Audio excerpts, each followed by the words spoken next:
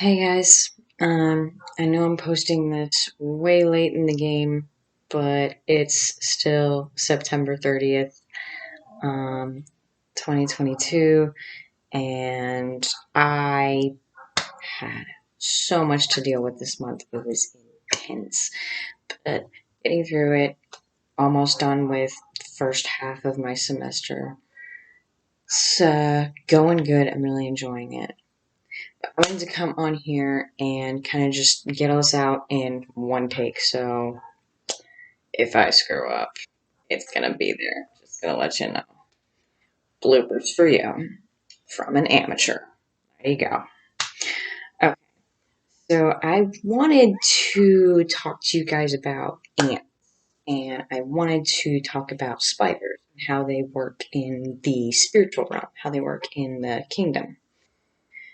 And I realized there's already like a plethora of information about ants, how they're seen in the kingdom.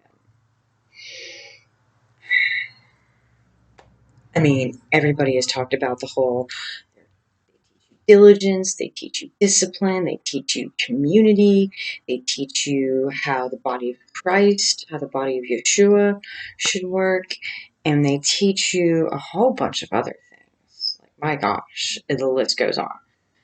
But one thing that I kind of realized that I hit upon recently, I didn't really notice any of the other blogs that I'd read about ants. And that,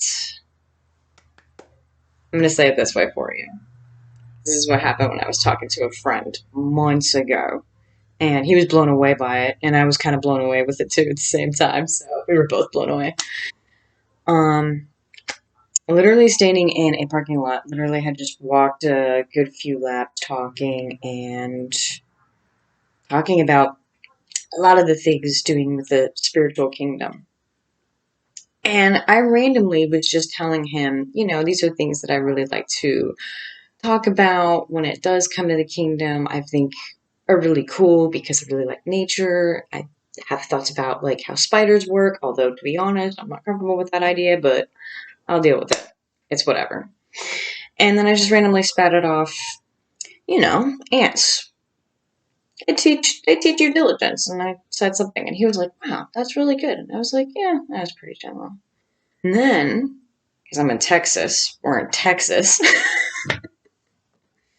um, I realized I looked down and I just see these fire ants. And I was just like, ants may teach you diligence and how to be good, really hardworking. And that's great. But fire ants do it with a passion. They do it with a zeal because they're fired up. And that blew us both away. He was like, "That's really good. You need to like put that on YouTube or something." And that was before I really wanted to do YouTube.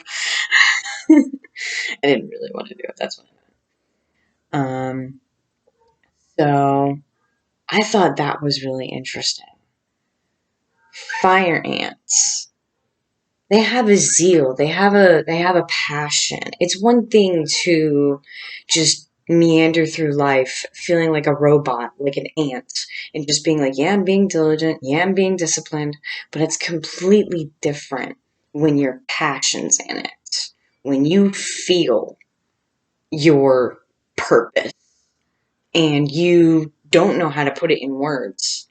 You just know it's there and it's the engine that keeps you going. That right there, that I think is so dang powerful. We can learn from fire ants because they will bite you with a vengeance.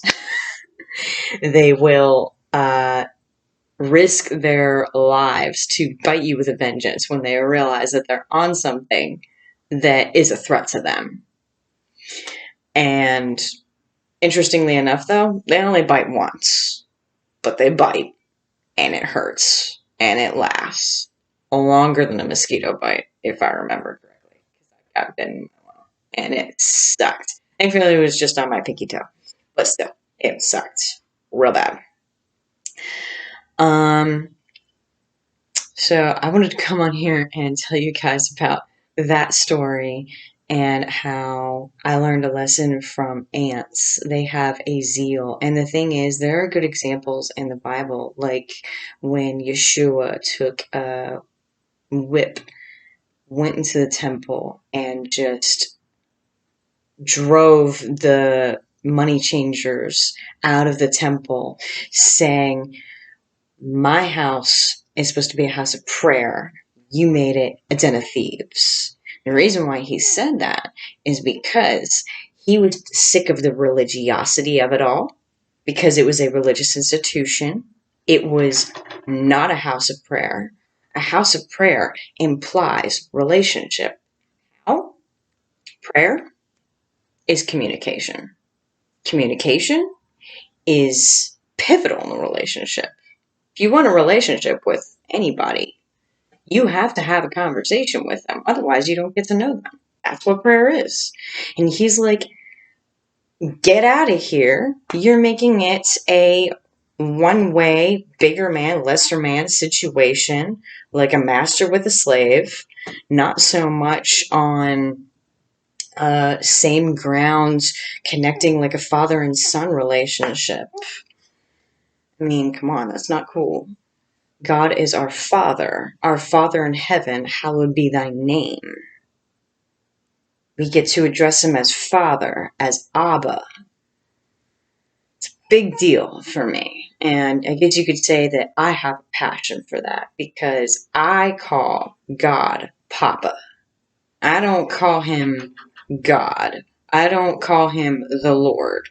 I don't call him a whole bunch of other things that really just aren't his name. I call him by the relationship that I see myself with him, in connection with him.